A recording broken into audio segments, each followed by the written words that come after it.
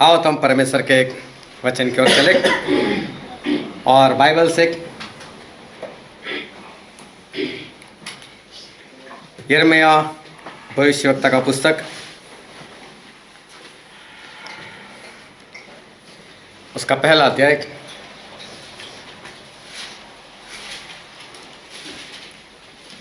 यिर्मयाह 1 और हम पढ़ेंगे चौथे वचन से लेकर उसके 10 वचन तक। यिर्मयाह 1 4 से 10। तब यहोवा का यह वचन मेरे पास पहुंचा, गर्भ में रखने से पहले ही मैंने तुझ पर चित्त लगाया और उत्पन्न होने से पहले ही मैंने तुझे अभिषेक किया।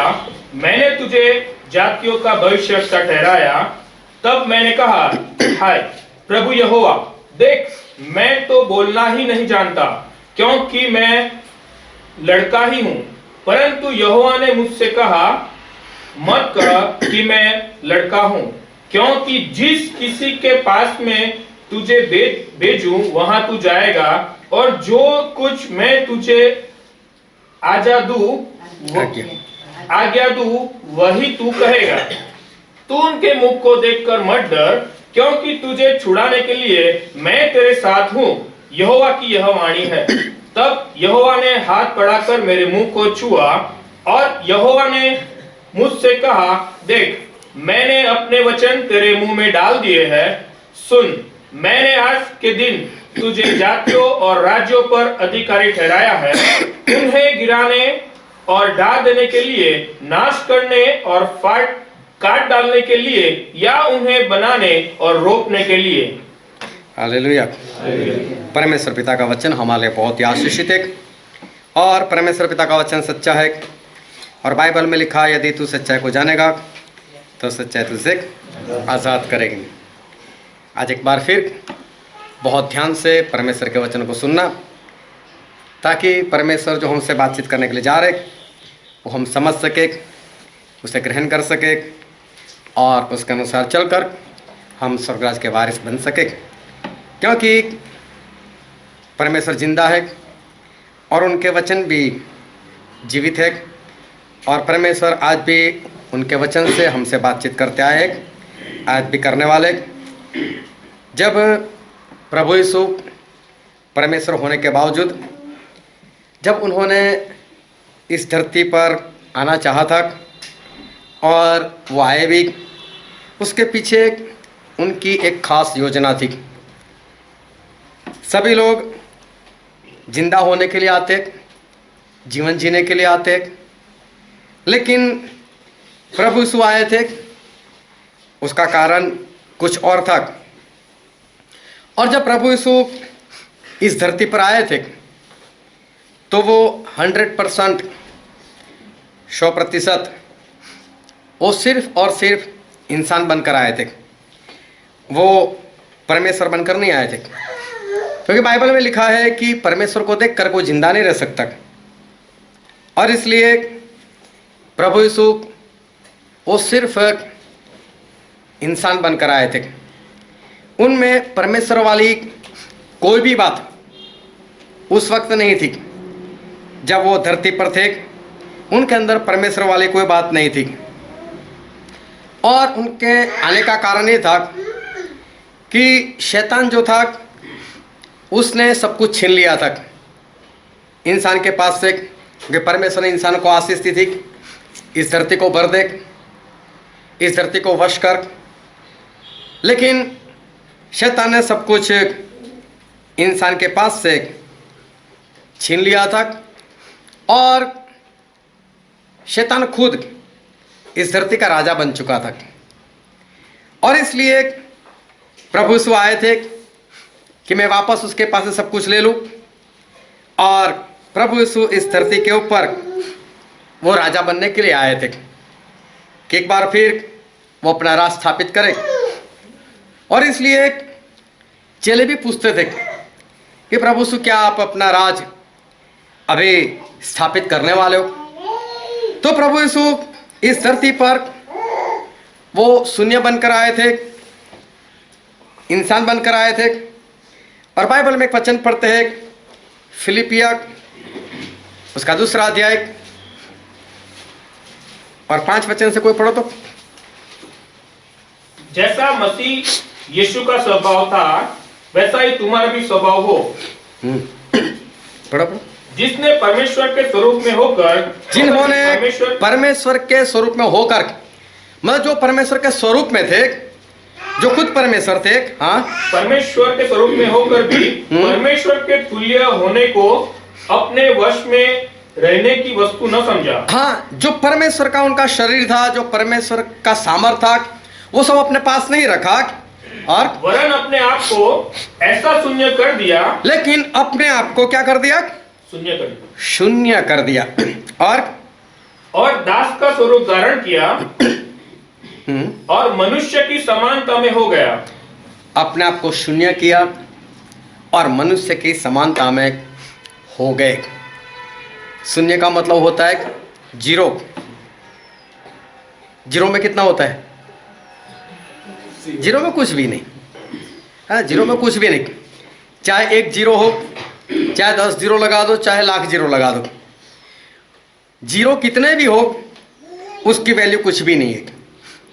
अगर उसके आगे कुछ नहीं तो उसकी वैल्यू कुछ भी नहीं। और प्रभु यीशु कैसे बनकर आए थे? जीरो, शून्य बनकर आए थे। इसका मतलब एक बच्चा जब इस धरती पर पैदा होता है ना, उसमें कितनी कमजोरियां होती है, उसमें कितना ज्ञान होता है, बस वैसे ही प्रभु यीशु बनकर आए थे। इंसान की समानता लिखा है, मनुष्य की समानता में। सोचो, अपना सब कुछ स्वर्ग में छोड़कर आए थे। अपने ज्ञान, अपना समझ, अपना सामर्थ्य, अपना शरीर, सब कुछ जो परमेश्वर वाली बात थी, वो सारा कुछ प्रभु यीशु छोड़कर आए थे। लेकिन आए थे क्यों? राजा बनने के लिए।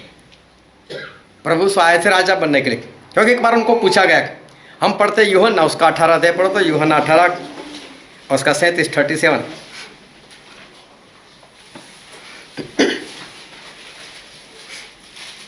पिलातुस ने उससे कहा, हाँ, तो क्या तू राजा है? यीशु ने उत्तर दिया कि तू कहता है, क्योंकि मैं राजा हूँ। मैंने इसलिए जन्म लिया, मैं राजा हूँ बोले। Hallelujah, hallelujah. प्रभु यीशु ने बोला, हाँ मैं राजा हूँ, और राजा होने के लिए ही मैं पैदा हुआ। इसका मतलब प्रभु यीशु राजा बनने के लिए आए थे। लेकिन आए तब कैसे थे? जीरो, शून्य। अभी देखो, एक इंसान शून्य हो और वहां से उसको शुरुआत करनी है, और वो भी पैदा हुए सुथार के घर में, और पहुंचना है राजगद्दी के ऊपर। क्या आसान बात है? ये बहुत ही मुश्किल बात है। दूसरी बात, राजा बनने के लिए जो पहले राजा है उसको भी तो मारना पड़ेगा। अभी राजा को मारना है ऐसी वैसी बात कहाँ है? किसी आम इंसान को मारना भी ऐसी वैसी कहाँ बात है? उसमें भी तो शक्ति चाहिए, सामर्थ्य चाहिए। और किसी आम इंसान को तो मार भी दो, लेकिन उसके बाद पुलिस का डर, पुलिस पकड़ सकती है, जेल हो सकती है, फांसी भी हो सकती है, कुछ भी हो सकता है। अभी एक इंसान था, जा रहा था, तो रास्ते में उसका मित्र मिला, लेकिन उसके मित्र ने पुलिस ने पकड़ा हुआ था। बोले, पुलिस ने क्यों पकड़ा हुआ है? बोले, मैंने मेरी पत्नी का मर्डर कर दिया। पत्नी का मर्डर कर? बोला हाँ। तो बोले, सजा हुई? बोले हाँ। कितनी? बोले 6 महीने की। अभी आगे बोल रहा था 6 महीने, इतना बोला। इतने में तो इसने वो इंस्पेक्टर की गन छीन ली और साथ में अपनी पत्नी थी, उसको गोली मार दी। बोले 6 हफ्ते के बाद मुझे भी साथ में लेकर चलो। उसका मित्र बोलता है, पहले सुन तो लेता, 6 महीने के बाद, 6 हफ्ते के बाद फांसी होने वाली। बोले पूरा तो सुन। अभी इसे तो इसको गोली मार दी। मतलब गलती करोगे दंड होगा, किसी को मार दोगे फांसी भी हो सकती है, जेल भी हो सकती है। अभी राजा को मारो, और राजा को मारने के बाद राजा बनना है। तो सोचो कितना सामर्थ्य चाहिए। फिर हमारी खुद की फौज होनी चाहिए। और प्रभु यीशु राजा बनने के लिए आए थे। और प्रभु यीशु कैसे आए थे? जीरो बनकर, शून्य बनकर उन्होंने स्टार्ट किया और प्रभु यीशु को राजा बनना था। अभी देखो प्रभु यीशु शून्य, लेकिन शैतान कैसा है? वो तो पूरा सामर्थ्य है, चाहे सर्वशक्तिमान नहीं है लेकिन सामर्थ्य तो है। प्रभु यीशु खुद बोलते हैं अय्यूब के 41वें अध्याय में, अय्यूब का 41वां अध्याय पूरा पढ़ना, परमेश्वर ने खुद शैतान की महिमा की है कि शैतान बहुत सामर्थ्य है, शैतान बहुत शक्तिशाली है। परमेश्वर ने उसको पूछा, ये शैतान तू कहाँ जाकर आए? बोले मैं पृथ्वी पर इधर उधर सब जगह घूम घाम कर आया हूँ। इसका मतलब बिना वीज़ा बिना पासपोर्ट वो कहीं भी जा सकता है। और शैतान में इतनी शक्ति है कि अगर उसको अमेरिका जाना है, एक ही सेकंड में अमेरिका पहुंच जाएगा और दूसरे पल में वापस यहाँ से जाकर आए। बोलो क्या है? इतना स्पीड में वो काम करता है। वो सब जगह पर एक साथ में हाजिर नहीं रह सकता, लेकिन पूरी धरती घूमता रहता है। अगर एक दिन में भी उसको सारे देश घूमने, मेरे ख्याल से इस धरती पर 194, 200 में 6 कम इतने देश है, हो सकता है प्लस माइनस हो, इतने सारे देश घूमना हो ना तो उसको एक दिन से ज़्यादा नहीं लगेगा। ये भी मैं कुछ ज़्यादा बोल रहा हूँ, एक दिन भी। इतना शक्तिशाली, इतना सामर्थ्य। अभी वो राजा बना हुआ था, उसको मारना और उसकी जगह पर खुद को राजा घोषित करना और खुद राजा बनना, ये प्रभु यीशु के लिए वो आम बात नहीं थी, साधारण सी बात नहीं थी, बहुत मुश्किल बात थी। मुश्किल बात इसलिए थी वो परमेश्वर के स्वरूप में नहीं। अगर परमेश्वर के स्वरूप में फिर तो एक फूंक मार दे बात खत्म हो गई, लेकिन इंसान बनकर आए थे। और इंसान बनकर आए थे, हमारे जैसे बनकर आए थे। समझो कि हमको शैतान को मारना है और उसकी जगह छीनकर हमको राजा बना है, तो हमारे लिए कितनी मुश्किल है। इतना मुश्किल प्रभु यीशु के लिए सच में था। कई लोग ऐसा मानते कि प्रभु यीशु परमेश्वर भी थे। नहीं, परमेश्वर होते तो उनको कोई भी देख नहीं सकता था, देखकर ही मर जाते। परमेश्वर वाला सारा स्वरूप, परमेश्वर वाली शक्ति, वो सब कुछ प्रभु यीशु छोड़कर आए थे। लेकिन उनके दिमाग में एक ही बात थी, चाहे मैं सुतार के घर में आया, चाहे मैं जीरो बनकर आया, चाहे मैं इंसान बनकर आया, चाहे मैं दास बनकर आया, दिमाग में एक ही बात, राजा बनना है। दिमाग में एक ही बात, मुझे राजा बनना है। चाहे कहीं पर भी मेरी शुरुआत है, लेकिन मुझे राजा बनना है, मुझे शैतान को मारना है, मुझे शैतान की जगह पर मुझे राज करना है। जो शैतान ने मेरे इंसान लोगों के पास से जो कुछ छीन लिया है, मुझे वापस उनके उस शैतान के पास से सब कुछ ले लेना है। और ये बात लगातार उनके दिमाग में, मुझे करना है, मुझे राजा बनना है, मुझे करना है। और जैसे 30 साल हुए, वो घर से बाहर निकले, घर छोड़ दिया और गए यूहन्ना के पास, और वहाँ पर बपतिस्मा हुआ उनका।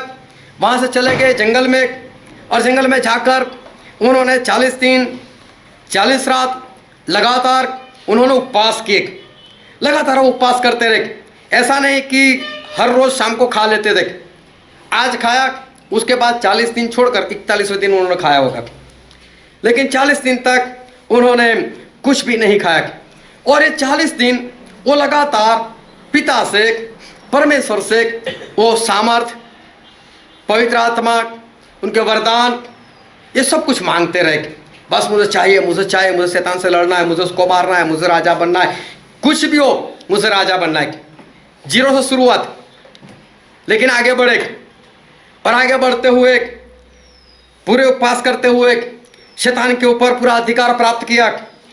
और शैतान को मारने के लिए जो परमेश्वर का हथियार है, वो सारे हथियार उनके सांसारिक हथियार नहीं है, लेकिन परमेश्वर का हथियार कुछ अलग है। उनके हथियार शांति, उनका हथियार सहनशीलता, उनका हथियार कुछ अलग से, मारने के लिए नहीं है। लेकिन हमारे परमेश्वर के पास ऐसे हथियार है कि जिससे कोई भी किसी को भी मार सकता है। एक गांधी बापू, जिनको लोग महात्मा कहते हैं, बस सिर्फ एक बाइबल के एक शब्द के ऊपर कि अहिंसक, उसके ऊपर पूरे अंग्रेज लोगों को भगा दिया। तो वो लिखने वाले वो शब्द खुद जो है, देखो कुछ भी, कोई हथियार नहीं, लेकिन अहिंसा भी एक हथियार है। और हमारे परमेश्वर के पास ऐसे ही कुछ हथियार, परमेश्वर के हथियार, और वो हथियार को प्रभु यीशु ने प्राप्त किए, पवित्र आत्मा के सारे वरदान प्राप्त किए, शैतान के ऊपर अधिकार प्राप्त किया। और फिर बाइबल में लिखा है कि उन्होंने दुष्ट आत्मा निकालना शुरू कर दिया।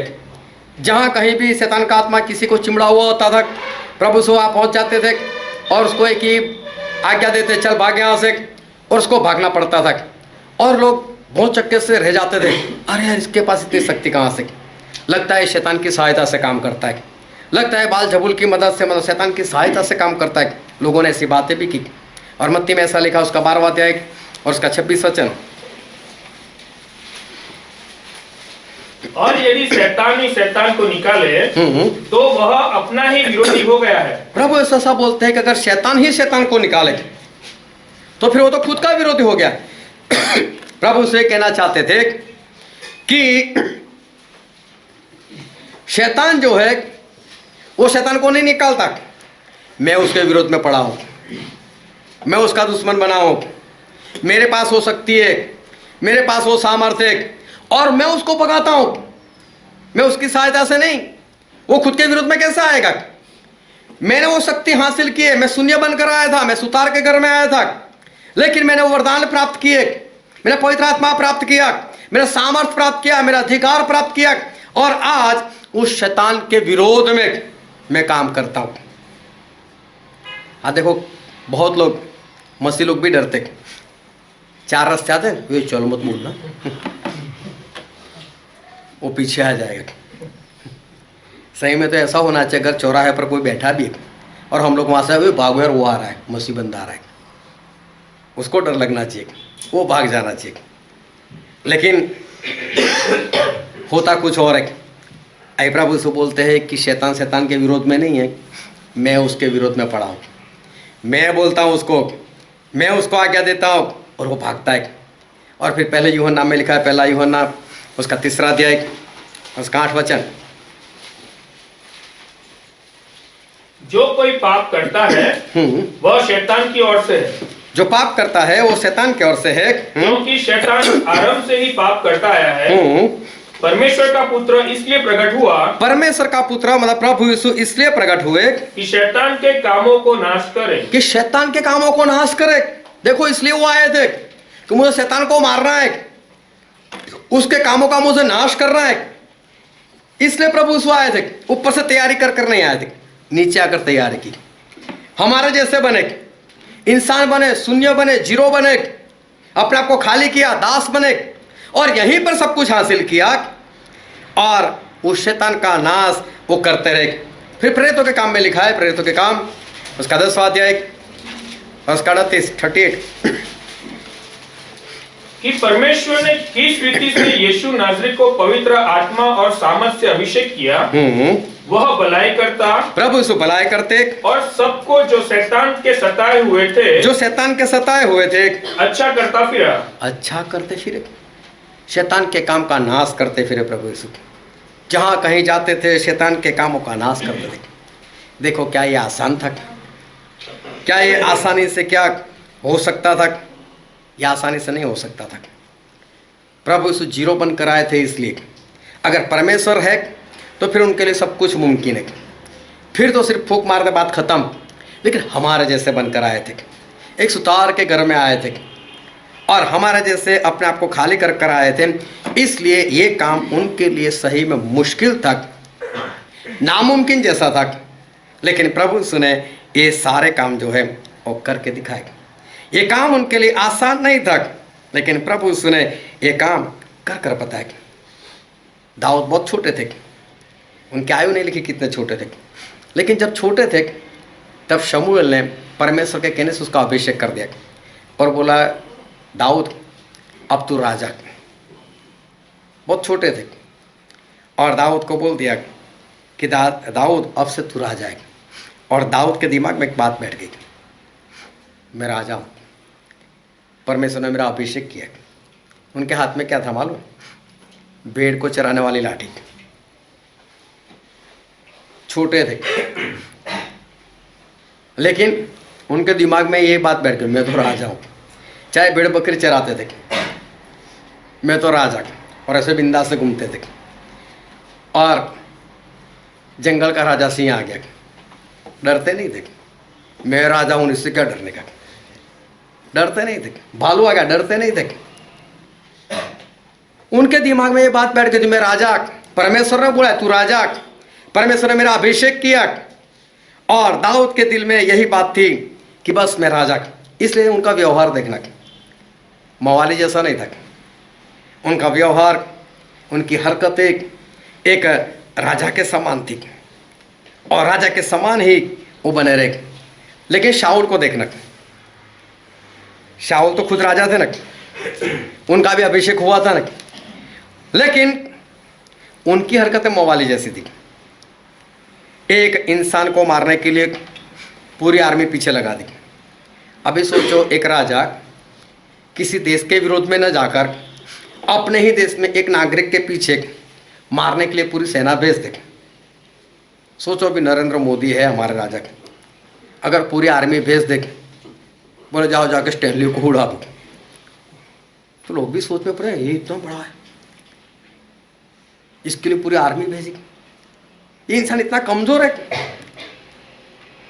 कि पूरी आर्मी भेजनी पड़ती है इसको। वो तो राजा है, ये तो काम इंसान है। राजा तो जब चाहे तब चुटकी में उसको मसल सकता है, लेकिन अगर ऐसी हरकत करे तो उसकी पोल खुल जाएगी। ये तो डरता है कि इंसान से। और साउल की हरकतें जो थी ना, वो राजा जैसी नहीं थी। एक इंसान को मारने के लिए वो खुद भी वो पीछे पीछे भागता रहा। ये राजा जैसा व्यवहार नहीं था।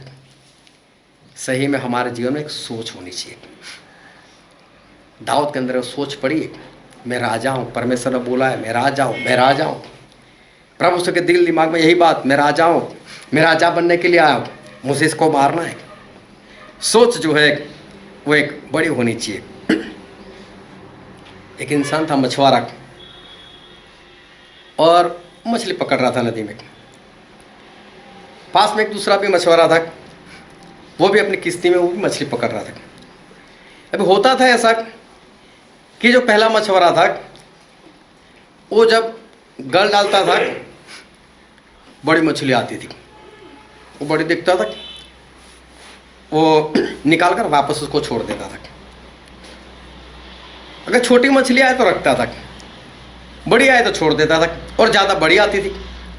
वो पास वाला देख रहा है, इसके पास इतनी मछली आ रही है, छोड़ क्यों रहा है, छोड़ क्यों रहा है। उसको बोला, भाई साहब इतनी बड़ी बड़ी मछली आ रही, छोड़ क्यों रहा है। बोले, इतना बड़ा बर्तन मेरे घर में नहीं है, मैं पकाऊंगा कैसे। अरे जब परमेश्वर तुझे इतनी आशीष दे रहे, तुझे इतनी बड़ी मछली दे रहे, तो सोच बड़ी रखना, बर्तन भी बड़ा दे देंगे परमेश्वर।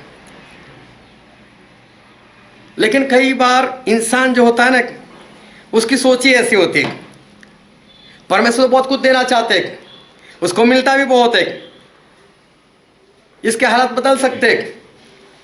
व्यापार करो, मछली बेचो, बड़ी मछली, तो इसके हालात बदल सकते, मौका भी उसको मिल रहे, लेकिन दिमाग, उसकी सोच वहां तक जा ही नहीं रही। मेरे पास तो बर्तन ही छोटा है, मेरे पास तो बर्तन ही छोटा है, मैं क्या करूं, मैं क्या करूं। और याकूब की पत्र में लिखा है, उसका 5वां अध्याय, नए नियम में याकूब की पत्री, इसका 5वां अध्याय और 17 और 18 वचन। एलिया भी तो हमारे समान दुख सुख भोगी मनुष्य था। एलिया हमारे समान दुख सुख भोगी, दुख सुख भोगी मतलब जिस तरह से हमें दुख होता है, जिस तरह हमें सुख मिलता है, वैसा ही मतलब हमारे जैसा इंसान था। ऐसा परमेश्वर कहने के लिए जा रहे कि एलिया कैसे थे, हमारे जैसे इंसान। और उसने गिड़गिड़ा कर प्रार्थना की, लेकिन एलिया ने प्रार्थना की कि मैं न बरसे, मैं ना बरसे, और 3.5 वर्ष तक भूमि पर मैं नहीं बरसा, और मैं नहीं बरसा। देखो ये एलिया, पिछले दिनों में हम उनके बारे में देख चुके थे। जब एलिया बाइबल में पहली बार दिखाई देते तो राजा के सामने खड़े हो जाते, हे अहाब, जब तक मैं नहीं कहूंगा तब तक इस धरती के ऊपर में मतलब बरसात और ओस मेरे कहा बिना नहीं पड़ेगी। तो कोई हिम्मत होनी चाहिए नहीं इतनी। ये तो याकूब लिखते कि उसने बाद में गिड़गिड़ा कर प्रभु मैंने जैसा बोला ना ऐसा कर देना। लेकिन एक बार तो हिम्मत से बोल दिया ना, ए राजा जैसा मैं कहता हूं वैसा ही, बरसात नहीं आएगी, मैं नहीं बरसेगी, ओस नहीं पड़ेगी। तो खुद के अंदर वो सोच थी ना, मैं बोलूंगा ऐसा होगा, मैं परमेश्वर से कहूंगा परमेश्वर मेरी प्रार्थना सुनेंगे, मैं परमेश्वर से कहूंगा ऐसा होगा। ये अंदर था ना, ये विश्वास, ये बड़ी सोच थी ना, मैं ऐसा कर सकता हूं। और 3.5 साल तक बरसात नहीं हुई। उसके बाद फिर उसने प्रार्थना की तो आकाश से वर्षा हुई। और फिर उन्होंने प्रार्थना की, लेकिन प्रार्थना करने से पहले बोल दिया, ए अहाब देख आज बरसात होने वाली, चारों ओर कड़ी धूप, बादल का नाम निशान नहीं। लेकिन वो बोलते कि नहीं, मैं बोलता हूं ना बरसात होगी। और याकूब लिखते हैं कि एक बार फिर उन्होंने प्रार्थना की। तो एलिय्याह कैसे थे? हमारे जैसे इंसान। हालेलुया। एलिय्याह कैसे थे? फिर भी विश्वासी लोग बात, वो तो एलिय्याह थे यार, वो तो एलिय्याह थे, हम नहीं कर सकते। हम कर सकते कि नहीं? लेकिन वो बड़ी सोची नहीं आती यार, वो तो एलिय्याह थे, वो तो मूसा थे, हमसे नहीं होगा। बड़ी मछली लेकिन बड़ा बर्तन नहीं है। सोच घटिया है, सोच छोटी है, सोच बड़ी रखो, हौसला बड़ा बनाओ। हम कर सकते, अगर एलिय्याह कर सकते तो हम कर सकते, अगर मूसा कर सकते तो हम कर सकते, अगर दाऊद कर सकते तो हम भी कर सकते। हमारे लिए कुछ भी नामुमकिन नहीं, अगर हम भी उस तरह से हमारी सोच बड़ी रखे तो।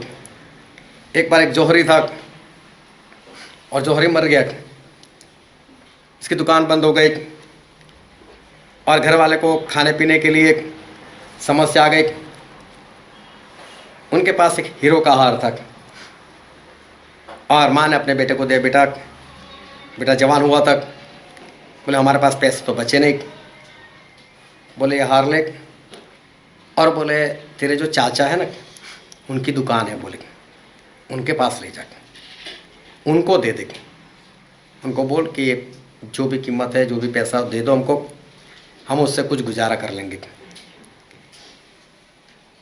तो भाई साहब चले गए, पिताजी का सगा भाई एक वहाँ पर गए और चाचा को दिखाया, चाचा ये हार है और इसकी जो भी कीमत बनती है तो बोले मुझे दे दो। तो चाचा ने बोला बेटे अभी बाजार में मंदा पड़ा हो, इसका रेट कम आएगा, अभी मत बेच इसको, लेकिन पैसों की समस्या है तो कोई बात नहीं, तू मेरे पास आ जा, मेरी दुकान पर काम कर। चाचा थे, भतीजा का रिश्ता था, भतीजे को सब कुछ सिखाया कि किस तरह से व्यापार करते हैं, सोना किसको कहते हैं, हीरा किसको कहते हैं, कौन सा हीरा ज़्यादा पैसों वाला, ज़्यादा कीमती है, वो सब कुछ जांच पहचान करना इस बेटे को सिखाया।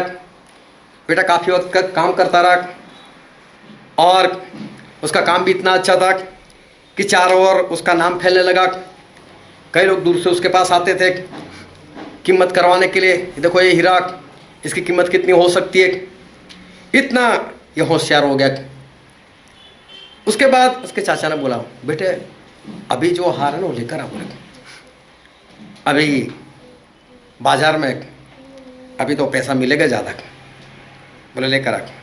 बेटा घर पर गया, ओ मम्मी वो हार निकालो, हार लिया, अभी तो खुद जांच सकता था, ऐसे जांच ये तो नकली है, इसका तो रुपया भी नहीं मिल सकता। वो चाचा के पास गया, चाचा आपने ऐसा क्यों किया मेरे साथ? बोले बेटे अगर उस वक्त मैंने बता दिया होता ना तुझसे कि नकली हार है, तुझे ऐसा लगता है कि हमारी परिस्थिति ऐसी है ना, इसलिए चाचा ने मेरे साथ ऐसा व्यवहार किया,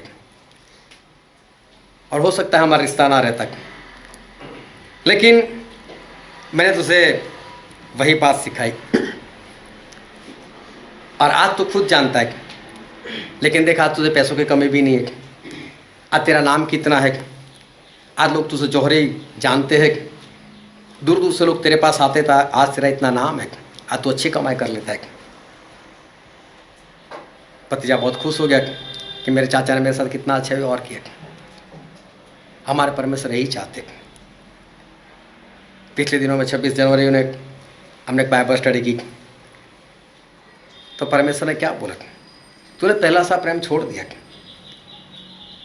लेकिन फिर भी परमेश्वर क्या बोलते, कोई बात नहीं, उठ, खड़ा हो, पश्चाताप कर, फिर वापस वही प्रेम कर, अब्राहम के जैसे काम कर, और तू अब्राहम से भी आगे निकल सकता है, तू इस तरह से आगे बढ़ सकता है,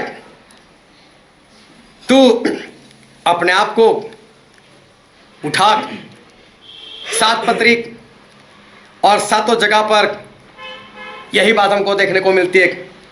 हर बार परमेश्वर यही कहते थे, बेटे उठ, पश्चाताप कर, मैं जिससे प्रेम करता हूँ उसे ही मैं डांटता हूँ। परमेश्वर हर बार खड़ा होने के लिए हमको सिखाते। और देखो यहाँ पर भी परमेश्वर यही बात आज हमें एक कहानी के जरिए सिखाते कि हमारे परमेश्वर चाहते कि हम सही में उठे, हम भागे, हम दौड़े और वापस उस इब्राहिम के समान काम करें। और देखो अब्राहम के काम कैसे थे, हमने देखे थे ना उनके काम, हमने जाने थे उनके काम कैसे। 24 साल तक अब्राहम कभी इधर कभी उधर, कभी इधर कभी उधर ऐसे भागते रहे, लेकिन आखिर में परमेश्वर उनके पास आए और क्या बोला, अब्राहम सर्वशक्तिमान परमेश्वर में हूँ, मेरे सन्मुख चल और सिद्ध हो जा। मारकर निकाला नहीं, 24 साल हो गए, क्या कर रहा है तू, भगा नहीं दिया, अपनी उपस्थिति से निकाला नहीं, लेकिन बोला कि अब्राहम मैं सर्वशक्तिमान परमेश्वर हूँ, मेरी उपस्थिति में चल, मेरे सन्मुख चल और सिद्ध हो जा। और परमेश्वर ने अब्राहम को उठाने की वो बात की, उठ और भाग, उठ और भाग। जब हम उठते नहीं, एक बार कहीं पर मैं प्रार्थना के लिए गया था और वहाँ पर एक बहन थी, तो उनको मलेरिया हो गया था, ठंड बहुत लगी थी, बुखार आ चुका था और घर में सोई पड़ी थी। मैंने उनको बोला देखो प्रार्थना तो होगी, लेकिन जैसे ही प्रार्थना हो जाएगी आपको उठकर चलना है, आपको बताना है कि आपको चंगाई मिल चुकी है। बोलो ठीक है। जब मैंने प्रार्थना की और मैंने बहन को बोला उठो और चलो, अभी सही में उनके अंदर शक्ति नहीं, सामर्थ्य नहीं, क्या उठे।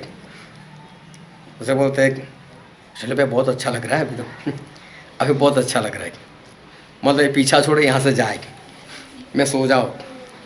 उठना नहीं चाहते थे। एक बार एक भाई साहब थे, उनको चिकनगुनिया हो गया था, तो मैंने उनको फ़ोन किया, बोले अच्छा हुआ आपका फ़ोन आ गया, आप घर पर आ जाओ, मेरे लिए प्रार्थना करो, मुझे ऐसा है, ऐसा हो चुका है। पर ठीक है, मैंने उसको भी यही बात बोली, मैं बोला उठो और चलना प्रार्थना के बाद। हाँ बोले कोई बात नहीं। प्रार्थना हुई, मैं बोला उठो चलो, नहीं यार अभी तो बहुत अच्छा लगता है, अभी तो बहुत अच्छा लगता है, सही में अंदर कमजोरी है। अगर ऐसा जब इंसान करते हैं ना कुछ नहीं होता, वो सोया का सोया ही रहता है, फिर उठ नहीं पाता, उठना पड़ता है। अब एक बहन बीमार थी तो मैं चला गया, सोए पड़े थे, यही बात बोली, मैं बोला उठना है, बिस्तर को छोड़ना है, प्रार्थना होगी लेकिन छोड़ना है। और फिर प्रार्थना हुई, मैं वहीं पर बैठ गया, उठो मेरे लिए चाय बनाओ। मैं जब भी उनके घर जाता हूँ तो पहले बोल चाय मत बनाना, उस वक्त भी पीनी तो नहीं थी, लेकिन पीनी जरूरी थी क्योंकि उठाना था। नहीं उठो चाय बनाओ, उठो चाय बनाओ। उठे चाय बनाई, फिर मेरे सामने ऐसे बैठ गए, मुझे नहीं मालूम लेकिन मुझे लगता है ऐसा ऐसे सोचते हुए जाए तो अच्छा है सो जाओ वापस। मैं भी बैठा रहा, मेरा जाना ही नहीं, जल्दी नहीं करनी आज, मैं भी बैठा रहता हूँ। बैठा रहा, कुछ चेहरे पर बदलाव आया। फिर मतलब अभी जाने से कोई प्रॉब्लम नहीं होगा, अभी जाओ, और मैं उठकर चला गया। फिर दूसरे दिन पता चला कि बहन ओके, मतलब उठना पड़ता है, चलना पड़ता है। परमेश्वर बोल तू जहाँ से गिरा है वहाँ से उठ। हालेलुया। जब हमारे पूर्वज अब्राहम से गलती हो गई तो होती है, हमसे हो गई, लेकिन क्या अभी उसको पकड़कर बैठे रहे? क्या हम उठे नहीं? क्या हम भागे नहीं? अगर उठेंगे नहीं तो भागेंगे कैसे? और हम भागते नहीं तो आगे कैसे बढ़ेंगे? हम आगे नहीं बढ़ सकते। और इसलिए हमारे परमेश्वर जो है वो हमसे यही कहते हैं कि जिसको मैं प्रेम करता हूँ उससे ही कहता हूँ कि तू पश्चाताप कर, तू उठ यहाँ से, और तो उठकर तो यहाँ से भाग। 40 दिन तक प्रभु यीशु भूखे रहे, प्रभु यीशु प्यासे रहे। कारण यही था कि बस मैं राजा बनने के लिए आया हूँ और मुझे किसी भी तरह से राजा बनना है। लोग उठते नहीं है। जब गोलियत वो 40 दिन तक वो हर रोज बोलता रहता था, कोई एक मेरे साथ लड़ने के लिए आओ, कोई एक मेरे साथ लड़ने के लिए आओ। और देखो कोई नहीं चाहता था। सभी को क्या लगता था? डर लगता था गोलियत से। अब एक भेद की बात बताता हूँ मैं, गोलियत भी सभी से डरता था, गोलियत भी डरता था। चाहे बाइबल में नहीं लिखा, लेकिन मैं पक्की बात बता, गोलियत भी डरता था। अगर देखो आज गोलियत ने आवाज़ लगाई, चलो कोई एक लड़ने के लिए आ जाओ, आज कोई नहीं आया। फिर दूसरे दिन भी कोई नहीं आया, तीसरे दिन भी कोई नहीं आया। तो अभी तो पता चलेगा ना कि सारा इजराइल डरता है। और बाइबल में लिखा भी पूरा इजराइल डरता था, शाऊल राजा भी डरते थे। तो कोई भी लड़ना तो नहीं चाहता था, तो फिर ये लोग हमला क्यों नहीं करते थे? उनका भी तो टाइम वेस्ट हो रहा है ना। एक दिन वेस्ट होगा, 2 दिन वेस्ट होगा, तीसरा दिन वेस्ट होगा। कब तक हम बोलते रहेंगे? कब तक ये लोग नहीं आएंगे? कब तक हम यहाँ पर छावनी डालकर बैठे रहेंगे? घर वाले कब तक खाना आकर देते रहेंगे? चलो नहीं आते कोई बात नहीं, हमला कर दो इनके ऊपर। लेकिन ये फलस्तीनी लोग भी डर रहे थे, गोलियत भी डर रहा था। चाहे एक मुझे नहीं मार सकता, लेकिन अगर हमने हमला कर तो हो सकता है इजराइल लोग हैं, ये भी तो हमको मार सकते, हमको ख़त्म कर सकते। इसलिए सामने से तो वो भी लड़ने के लिए नहीं आ रहे। अगर इनको डर नहीं होता तो पक्का हमला कर देते, लेकिन डर इनको भी है। एक नहीं मार सकता, लेकिन सारे मिलकर तो हो सकता है मुझे ख़त्म कर दे, और इसलिए ये लोग भी हमला नहीं कर रहे। 40 दिन, और 40 दिन के बाद वहाँ पर दाऊद पहुँचते। दाऊद छोटे बच्चे, और वो तो ऐसे ही देखने के लिए गए थे। उनके पिताजी ने बोल दिया था जाकर देख कर आओ तो कैसा है कैसा नहीं। अभी देखो 40 दिन तक लोग ये देख रहे कि गोलियत से कोई लड़ नहीं सकता। गोलियत बहुत बड़ा योद्धा है, एक राक्षस के समान है, और सभी लोग डर रहे। और वहीं पर ये दाऊद की सोच में क्या है? अरे मैं तो भालू को मार सकता हूं, तो मैं तो इसको भी मार सकता हूं। अरे मैं उसी को मार सकता हूं, तो मैं तो इसको भी मार सकता हूं। अगर मेरे जैसे परमेश्वर भालू को मरवा सकते, मेरे जैसे अगर परमेश्वर सिंह को मरवा सकते, तो ये कौन सी बड़ी बात है? मैं तो इसको भी मार सकता हूं। देखो एक और सारे योद्धा लोग वो डर रहे, हम नहीं मार सकते, हम नहीं मार सकते। तो कोई मार भी नहीं रहा है, सभी लोग डर रहे। और दाऊद ऐसा सोच रहे मैं मार सकता हूं, मैं मार सकता हूं। एक बार एक पति पत्नी थे, तो उनको किराए से घर चाहिए था। तो पता चला हुआ किसी इलाके में है घर, तो वहाँ पर चले गए, पूछताछ की, तो पता चला 3-4 घर है यहाँ पर। लेकिन बोले लोगों से भी पूछ लेते इलाका कैसा है, यहाँ के लोग कैसे। तो किसी को पूछ लिया कि भाई साहब ये जगह कैसी है? वो जगह तो वैसे अच्छी है लेकिन पानी की बहुत समस्या है।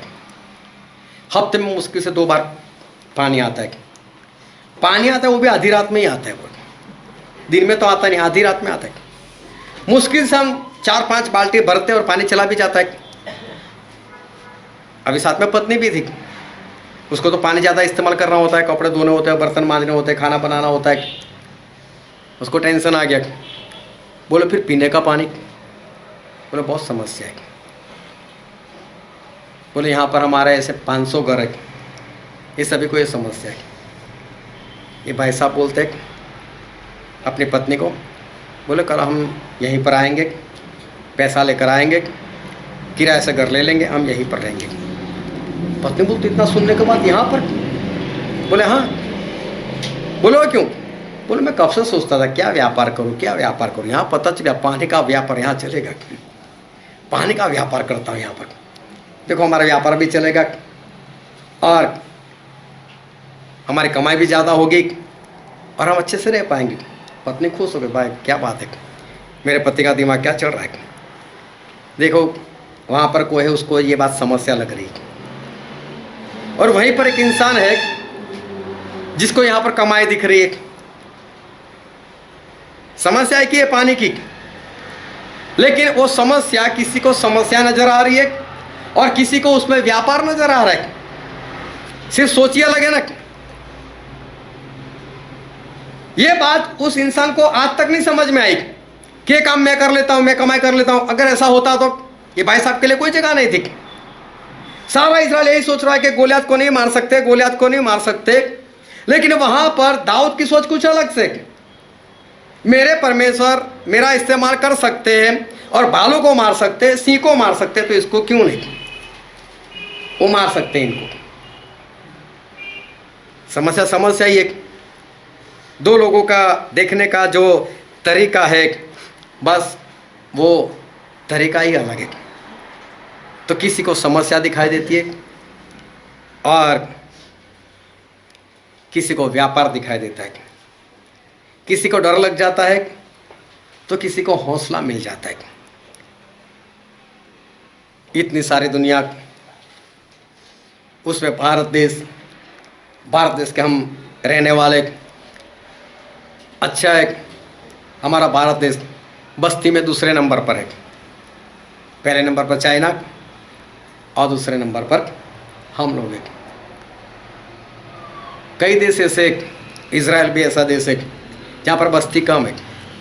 वो लोग तो चाहते कि हमारे वहाँ और बस्ती हो, और हमारे वहाँ ज़्यादा बस्ती है, ज़्यादा बस्ती है।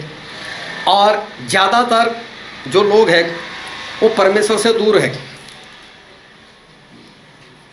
तो हमारे पास एक मौका है कि हम ढेर सारा आत्मा जीत सकते हैं। लेकिन वहीं पर एक सोच वो भी है कि कोई तो परमेश्वर को नहीं जानता, मैं किसके पास जाऊँ, किसको बताऊँ, मैं कैसे आत्मा जीतूँ। दोनों सोच है ना। लेकिन जो सही सोच रखता है वो सब कुछ कर सकता है। अंग्रेजी में एक कहावत है जिसका अनुवाद ऐसा है कि अभिलाषा के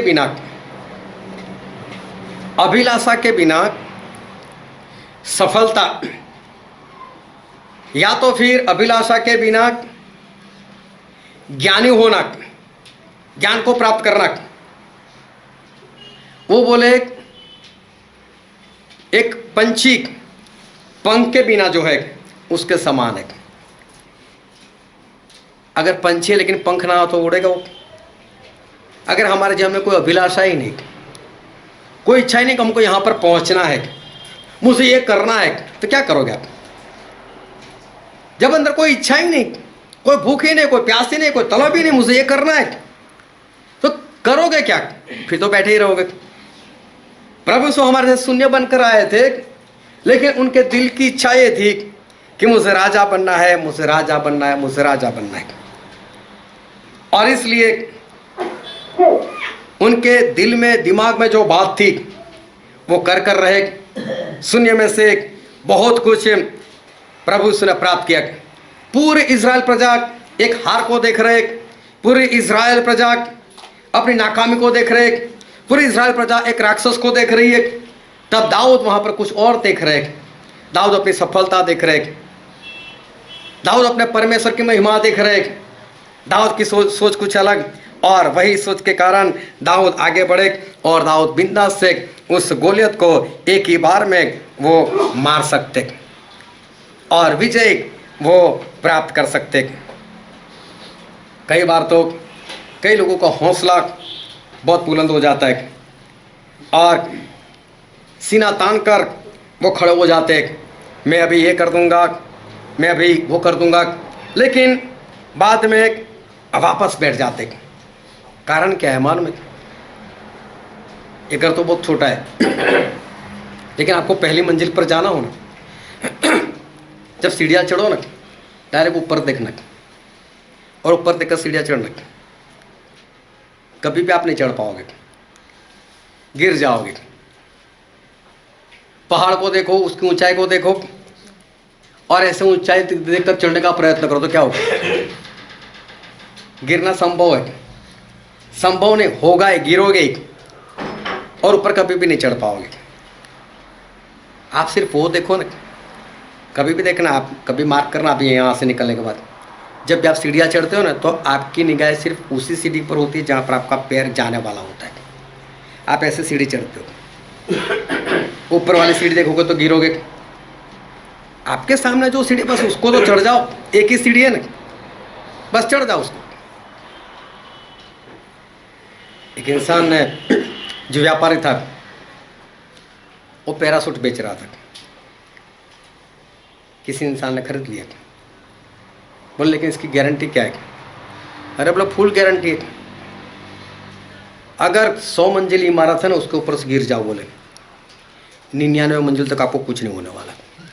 अरे जमीन से 1 फुट ऊपर होगे तो अभी भी कुछ नहीं होगा, गारंटी मेरी पूरी। तब तक तो कुछ होने वाला ही नहीं, उसके बाद गारंटी नहीं, टकरा जाओ बाद में। कहने का मतलब यह है कि उतना देखते क्यों हो कि जो नहीं कर सकते। आपके सामने जो सीढ़ी पड़ी है वो उसके ऊपर पैर रख दो, एक ही सीढ़ी चढ़नी है बस, अभी एक ही सीढ़ी चढ़नी है, अभी एक ही सीढ़ी चढ़नी है, दूसरी तीसरी चौथी आ जाएगी, लेकिन आप एक ही बात याद रखो कि मुझे एक ही सीढ़ी चढ़ना है। तो देखो आप ऊपर तक आसानी से आप पहुंच जाओगे, और क्योंकि आपको ऐसा लगेगा कि मैंने एक ही सीढ़ी तय की है, बस एक ही सीढ़ी तय की है। हालेलुया।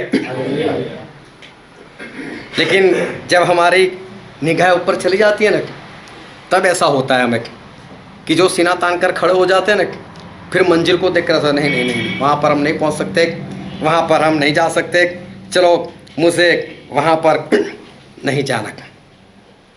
आज बहुत ध्यान समझना कि एक सवाल जो है वो मैं आप लोगों को पूछना चाहता हूँ, क्या जो शमसून है, क्या वो बहुत सामर्थी था? क्या शमसून के अंदर बहुत सामर्थ था इसलिए हजार हजार लोगों को मार सकता था? लेकिन बाइबल में हर बार क्या लिखा है? पवित्र आत्मा पूरे बल से उनके अंदर समा गए। वो सामर्थ्य नहीं थे। अगर वो दिखने में ऐसे हट्टे कट्टे होते, उनकी बॉडी ऐसी होती, तो सामने वाला अटैक करने से पहले डरता। लेकिन शमसून ऐसे थे नहीं। लेकिन शमसून कर पाया ना? क्या दाऊद बॉडी बिल्डर थे? क्या दाऊद अपनी बॉडी बना कर रखे? क्या जिम जाते थे कि जिसके कारण वो 10-10 हजार लोगों को मार सकते थे? बस उनको एक ही बात याद थी, मेरे परमेश्वर, मेरे परमेश्वर, मेरे परमेश्वर। गिदोन के बारे में तो खुद लिखा है बाइबल में, वो तो डरपोक था, और जहाँ पर अंगूर का रस निकालते हैं उस कुंड में बैठकर डरते हुए वो गेहूं निकाल रहे थे। और तब परमेश्वर ने उसको बुलाया, बोले तू जैसे एक इंसान को मारता है ना, ऐसे तू पूरी फौज को, मैदान लोगों को मारकर भगा सकता है, बस बाहर निकल। गिदोन में कौन सी शक्ति थी? गिदोन में कौन सा सामर्थ्य? कुछ भी नहीं था। क्या मूसा जवान थे? क्या जवान थे इसलिए उन्होंने काम किया? तो आपकी चाहे कितनी भी उम्र हो, उससे क्या लेना देना? क्या यहोशू वो सूरज से ज्यादा शक्तिमान थे? सूरज जो इस धरती से 23 लाख गुना बड़ा है, 23 लाख गुना बड़ा है। इस धरती का जो क्षेत्रफल है ना, उसका गुना 23 लाख कर दो, इतना बड़ा सूरज। लेकिन यहोशू ने क्या बोल दे, हे सूरज जहां पर वहीं पर बना रहे, और रुक गया। क्या इनके पास उस सूरज के ऊपर इतनी शक्ति थी, सामर्थ्य कि जिसके कारण सूरज उससे डरता था? ऐसा नहीं है। अगर ये सब लोग कर सकते हैं तो क्या हम नहीं कर सकते? क्या पतरस पढ़े हुए थे? क्या यूहन्ना डिग्री लेकर बैठे हुए थे जिसके कारण बीमार चंगे हो जाते थे, भूत प्रेत निकल जाता था? वो तो अनपढ़ थे। फिर भी इन लोगों ने इतना काम किया। तो मेरा सवाल है, ऐसा कौन सा काम है जो आप नहीं कर सकते? क्या आपकी आयु ज़्यादा बढ़ गई? अगर ज़्यादा है तो क्या परमेश्वर काम नहीं कर सकते? अगर आप शरीर से कमज़ोर है, क्या परमेश्वर काम नहीं कर सकते? अगर आप अनपढ़ हो, क्या परमेश्वर काम नहीं कर सकते? लेकिन सोच होनी चाहिए हमारी कि मैं ये काम जो है मैं कर सकता हूँ। बस बड़ा सोचो और ये सोचो कि हाँ, मैं मेरे परमेश्वर की सहायता से मैं सब कुछ कर सकता हूँ। और बाइबल में लिखा है, फिलिपिया उसका 4 अध्याय उसका 13 वचन, जो मुझे सामर्थ देता है, हाँ, उसमें मैं सब कुछ कर सकता हूँ। जो मुझे सामर्थ्य देते, उसकी सहायता से मैं सब कुछ कर सकता हूँ। साहब पौलुस कहते कि जो मुझे सामर्थ्य देते उनकी सहायता से मैं सब कुछ कर सकता हूँ। और मरकुस उसका 9 अध्याय उसका 23 वचन, मरकुस 9 और 23।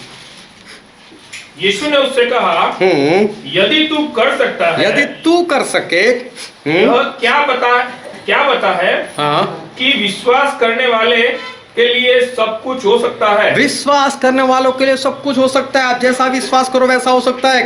अगर आप विश्वास करो मैं आत्मा जीत सकता हूँ, आप जीत सकते हो। अगर आप चाहो कि मैं अगले संडे 10 लोगों को लेकर आ सकता हूँ तो आप आ सकते हो। सोच आपकी होनी चाहिए, सोच आपकी बड़ी होनी चाहिए। लेकिन पहले से ही पानी में बैठ जाओगे तो कुछ नहीं होगा। उस 10 लोगों को देखो, कहाँ मैं जाऊंगा, क्या करूंगा, क्या नहीं, तो कुछ नहीं कर पाओगे। बड़ी सोच रखो, हमारे परमेश्वर हमारे साथ है, हम सब कुछ कर सकते। जंगल का राजा कौन है? जंगल का राजा कौन है? इलेक्शन हुआ था वहां कब इलेक्शन होता है वहां पर? हर बार कोई इसके विरोध में कोई नहीं। हर बार सिंह राजा, कोई इसके विरोध में कुछ नहीं बोलता। जो लोमड़ी होती है, सियाड़ लोमड़ी, उसको लोग क्या बोलते हैं? हाँ, दूसरा चालाक। इसका मतलब सिंह चालाक नहीं है। हालेलुया। तो क्या लोमड़ी है? वहां का राजा लोमड़ी बन सकता है? लोमड़ी नहीं बनता है। हाथी में कितनी शक्ति है? अगर सिंह के ऊपर अपना पैर रख दे तो क्या होगा? सिंह का सिंह मर जाएगा ना। सिंह के पास उतनी शक्ति है नहीं है। फिर भी हाथी राजा नहीं है। राजा कौन है? सिंह राजा है। चित्ता देखो, सबसे तेज भागने वाला, फुर्तीला। क्या सिंह ऐसा है? ऐसा? फिर भी वो भी राजा नहीं। लेकिन राजा कौन है? राजा तो सिंह है ना। लोमड़ी राजा है ना, वो हाथी राजा है। फिर सबसे ऊंचा जिराफ, क्या सिंह है उतना ऊंचा? फिर भी वो भी राजा नहीं है। लेकिन राजा कौन है? राजा सिंह है। एक बार हाथी चला गया, सिंह के सामने आमना सामना हो गया, और हाथी सोच रहा है कि ये खा जाएगा मुझे, ये मुझे मार देगा, बचूं कैसे, कहाँ से भागूं, कौन सी पतली गली है, कहाँ से दौड़ूं। और देखो उसको देखकर, सामने सिंह तो छोटा ही है ना, वो क्या सोचा है, ओह मेरा लंच आ गया आज तो अच्छा खाने को मिलेगा। हाथी में सोच क्यों नहीं आती, एक ही लात मार कर इसको मार दूं। सिंह को किसी ने पूछ लिया तू राजा क्यों है? बोले बस मैं मानता हूं मैं राजा हूं, बस बात खत्म बोले ना तू लोमड़ी जैसा चालाक है? बोला नहीं हूं। ना तू चित्ते जैसा है? बोला हाँ नहीं हूं। ना तू हाथी जैसा बलवान है? नहीं हूं। ना तू जिराफ जैसा ऊंचा है? नहीं हूं। लेकिन मैं मानता हूं मैं राजा हूं तो वो राजा है। क्या मानते हो अपने आप को? हालेलुया। हालेलुया। आज आप लोग अपने आप को क्या मानते हो? क्या मानते हो? हालेलुया। हालेलुया। आज जो वचन हमने पढ़ा था यिर्मयाह, उसका पहला अध्याय और 4 से लेकर 11 वचन हमने पढ़ा। वहाँ पर ऐसा हुआ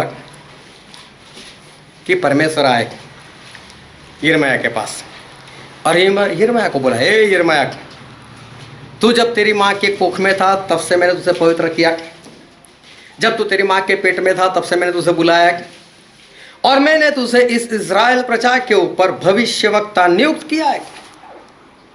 मैं तुझे भविष्यवक्ता नियुक्त किया है। और जैसे ही यिर्मयाह ने सुना तो यिर्मयाह क्या बोल रहे? 7वां वचन पढ़ो तो। परंतु यहोवा ने मुझसे कहा, 6 वचन। तब मैंने कहा, हाँ। हाय प्रभु यहोवा, हाय प्रभु यहोवा। यिर्मयाह बोलता हाय प्रभु यहोवा, देख मैं तो बोलना ही नहीं जानता, मैं तो बोलना ही नहीं जानता, क्योंकि मैं लड़का ही हूँ। हाँ लड़का सही शब्द है, मैं बच्चा हूं अभी तो, मैं तो अभी बच्चा हूं। बोले हालेलुया। देखो परमेश्वर उसे क्या देख रहे, ये मेरा भविष्यवक्ता, ये इस्राएल के पास जाएगा, ये काम करेगा, वो काम करेगा, ऐसे बोलेगा, ऐसे डांटेगा, ये करेगा, वो करेगा। और उसको जब बोला तो क्या बोल रहे, मैं कैसा हूं, मैं तो अभी बच्चा हूं। अरे बोला आप कौन, बच्चा हो या फिर भविष्यवक्ता हो? आप जो सोचोगे ना, जो भी आपकी अभिलाषा होगी ना, वो बन पाओगे अगर बनना चाहो तो। आपकी सोच अगर वहां तक नहीं पहुंचती, अगर आपकी सोच गलत है, आप सोच कुछ और रहे हो, तो फिर मालूम नहीं क्या होगा। लेकिन आज परमेश्वर वो हमको एक बात सिखाने के लिए जा रहे हैं, जो पिछले दिनों में सीख चुके कि प्रभु से हर बार बोलते हैं, उठ पश्चाताप कर, जहां गिरा है वहीं से उठ जा, उठ जा। हो सकता है परमेश्वर आखिरी बार आपको एक उत्तेजन दे रहे हो।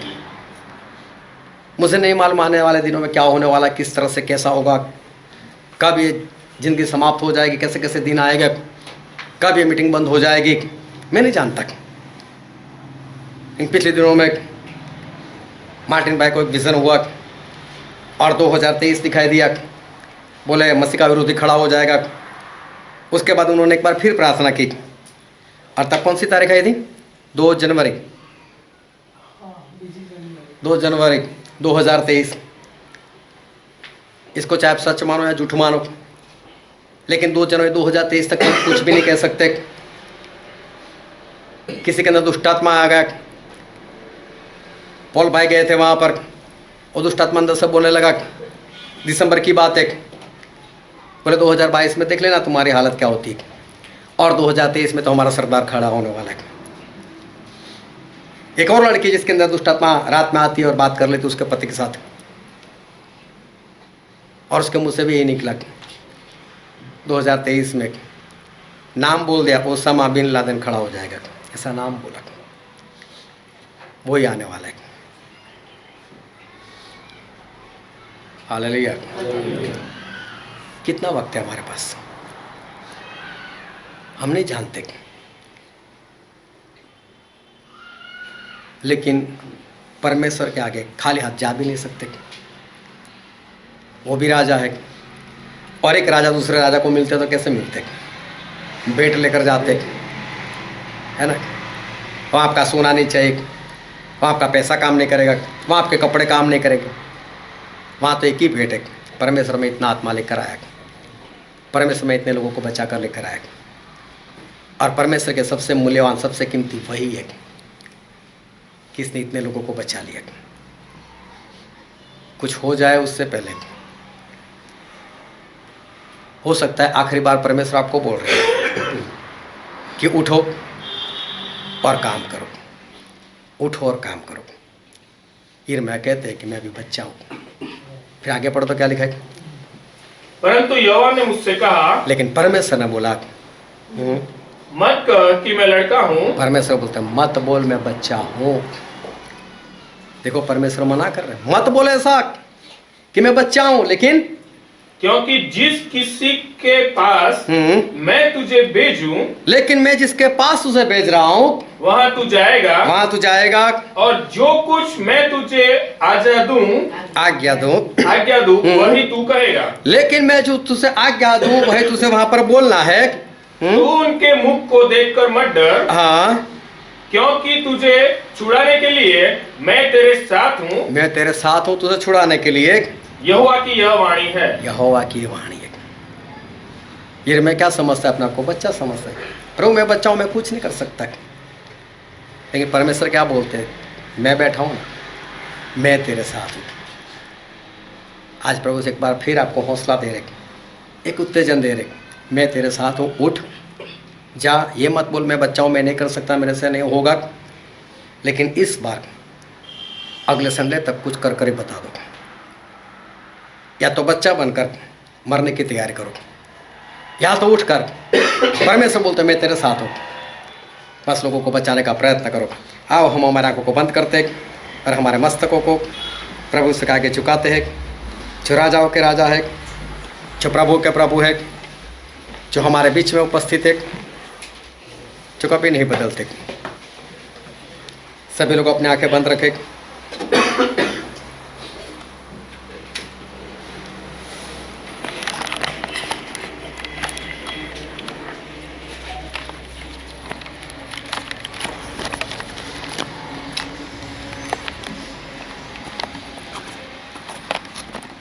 मेरे प्रियो, आज एक बार फिर परमेश्वर आपको एक हौसला दे रहे हैं। आज एक बार फिर परमेश्वर आपको उठने के लिए कह रहे हैं कि चाहे आज तक की आपकी ज़िंदगी चाहे कैसी भी गई हो, चाहे कुछ भी नहीं कर पाए, लेकिन आज परमेश्वर बोल रहे हैं उठो, मैं तेरे साथ हूँ। ये मत कहे कि मैं बच्चा हूँ, लेकिन उठ और भाग। प्रभु ने चाहा था कि मैं राजा हूँ, तो उन्होंने वो कर कर बताया। आज ठान लो कि मैं कर सकता हूँ, आज ठान लो कि परमेश्वर मेरे साथ है, तो आप कर सकते हो, आप सब कुछ कर सकते हो। ये वचन समझने के लिए, ग्रहण करने के लिए, उसके अनुसार चलने के लिए प्रभु की कृपा हम सभी पर होने पाए। Thank you.